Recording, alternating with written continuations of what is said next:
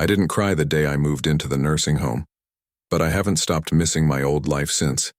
It's a strange feeling, leaving behind the place where your life unfolded, the house that held my laughter, arguments, sleepless nights, and birthday candles. It wasn't just a building. It was part of me. A home remembers you.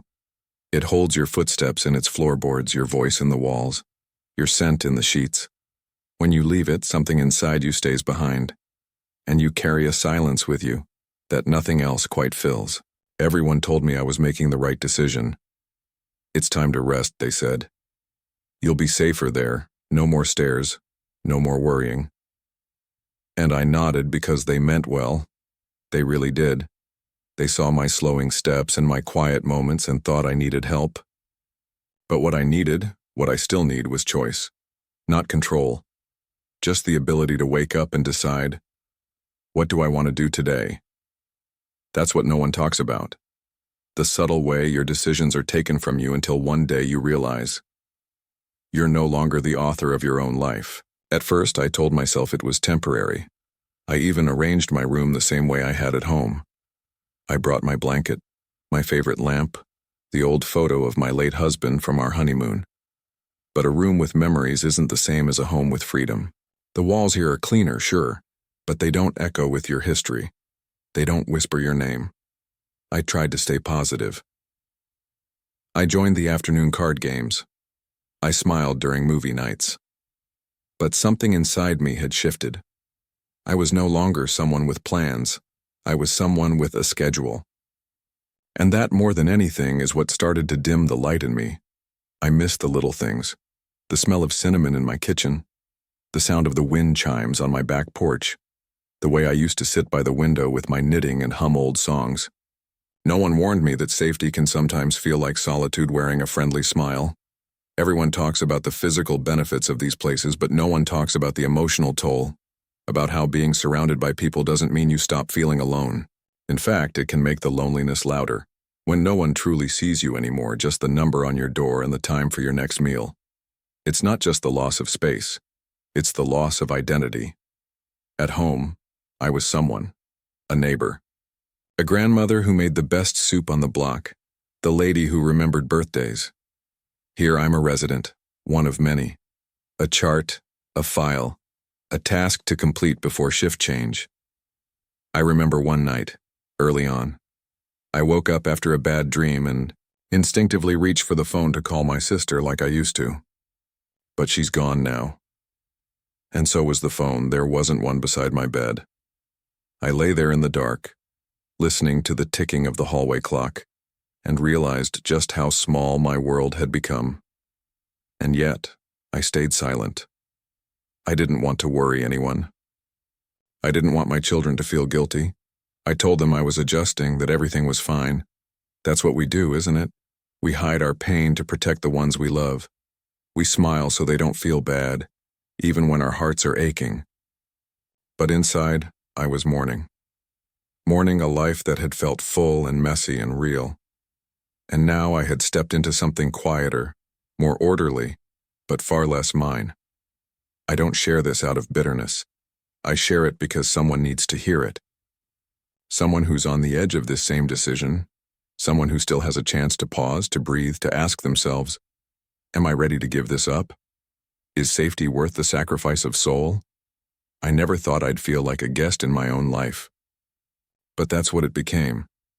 And in the quiet moments, the ones between the scheduled meals and the whispered goodnights, I started asking myself a question I never expected to ask at this age. Was this really the right choice? The days began to blur, one into the next. At first I thought I just needed time to adjust, to settle into the rhythm. But it didn't take long for that rhythm to feel like a slow fading, a gentle erasing of everything I once loved about waking. Up in the morning, breakfast, pills, activity time, lunch, more pills, a quiet hour, then dinner, followed by soft music in the common room or an old movie I'd already seen a dozen times.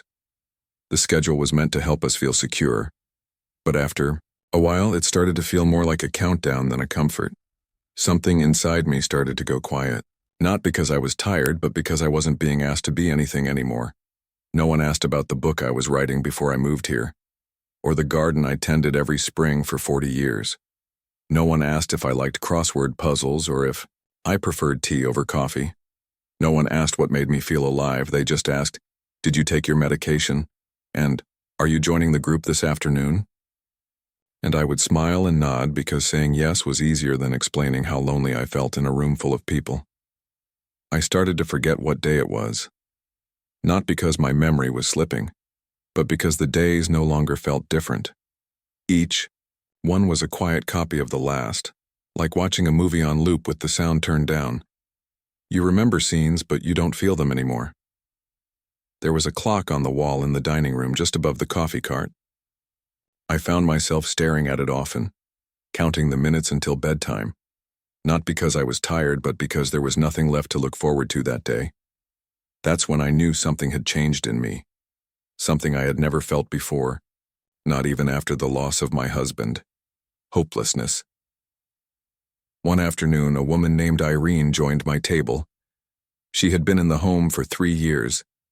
She didn't smile when she spoke, but there was a softness in her voice that felt familiar, like someone who had also lived a big, beautiful life once. We started talking, and she told me something I'll never forget. She said, "They take care of our bodies here, but not our hearts. That part's up to us." And she was right. Irene and I began meeting after lunch, sitting by the window where the light hit the floor just right in the early afternoon. We didn't talk much, but it helped. Just having someone beside me who didn't need to ask questions, who understood the quiet sadness of losing your identity bit by bit. We made up our own routines. We watched the birds outside, gave them names. We shared stories, slow and gentle, like they were fragile paper you had to handle with care. For the first time since arriving, I felt like myself again, if only for a few minutes each day. But not everyone finds an Irene. Many of the people here move through the halls like ghosts, not because they've given up, but because they've been forgotten. And that, more than anything, is the wound that aches the deepest. When your phone doesn't ring, when birthdays come and go, when the mail cart passes by and there's nothing for you. Again. I saw a man cry over a letter once, a simple card from his granddaughter. He held it like it was gold, like it was the only proof he still mattered to someone. And in that moment I knew, this wasn't just about comfort or care. This was about being seen, about being reminded that you're still part of the world outside these walls. Because it's not enough to be kept warm and fed. We need to be remembered. We need someone to ask, "How are you really? What's in your heart today?"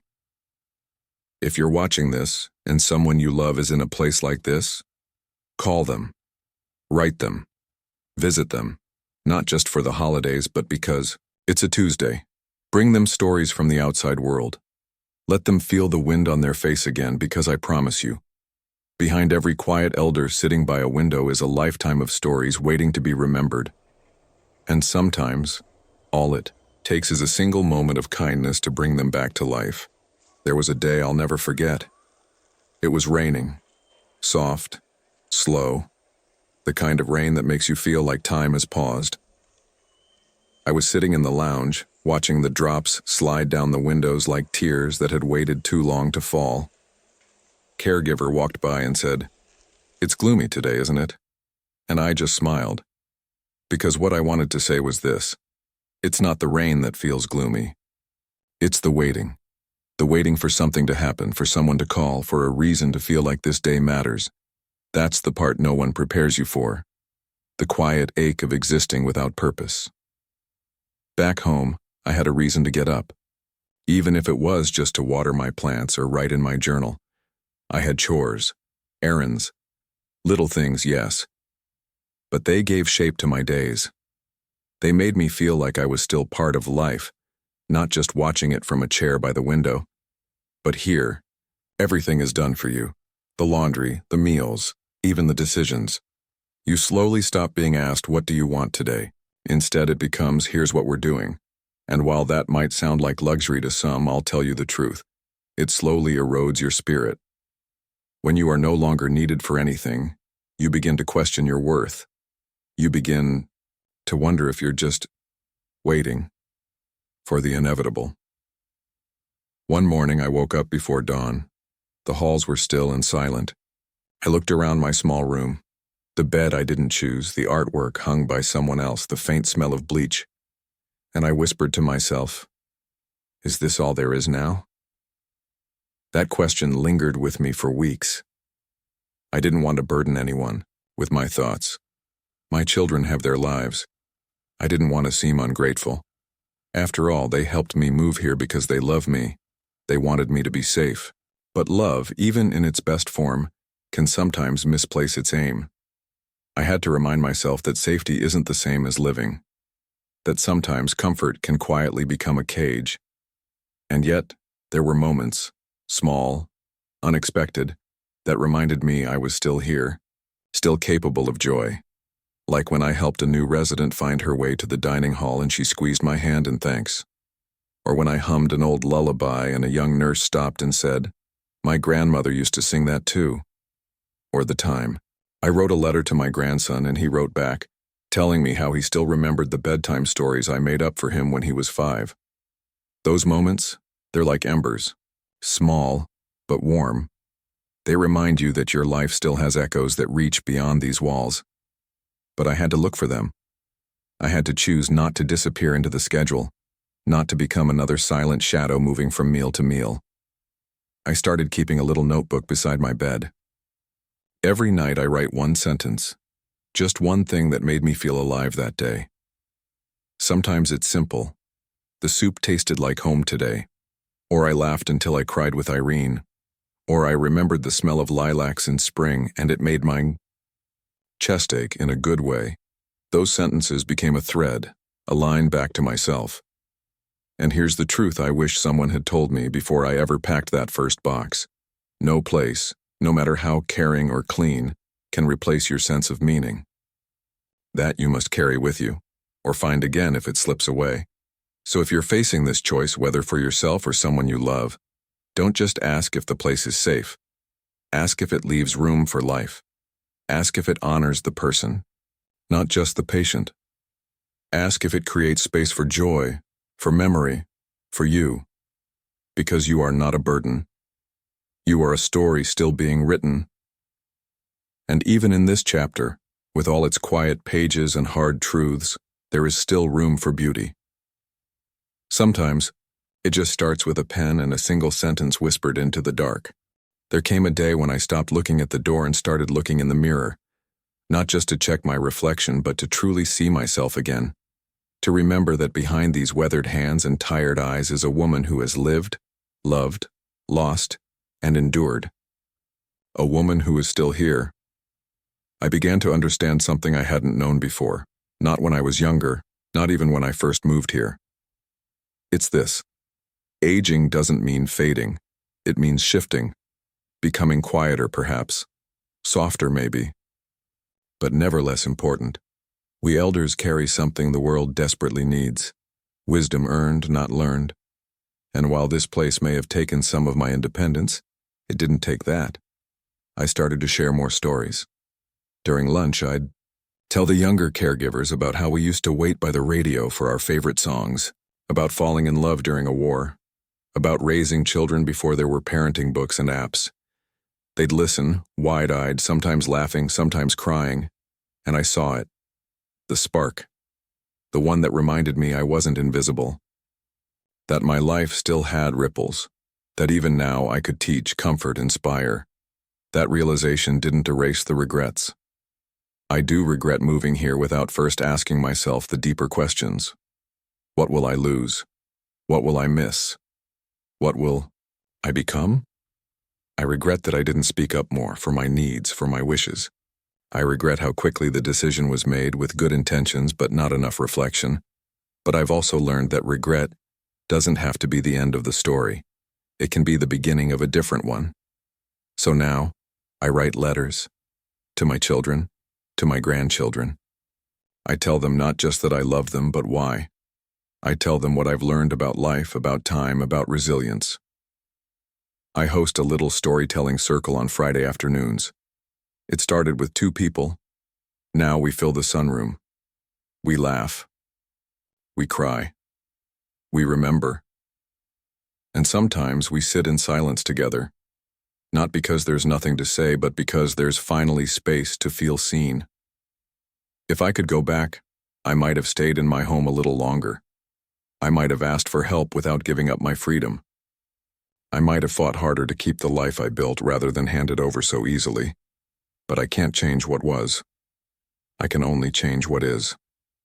So, I live this chapter the best I can, with honesty, with grace, with a voice that refuses to go quiet.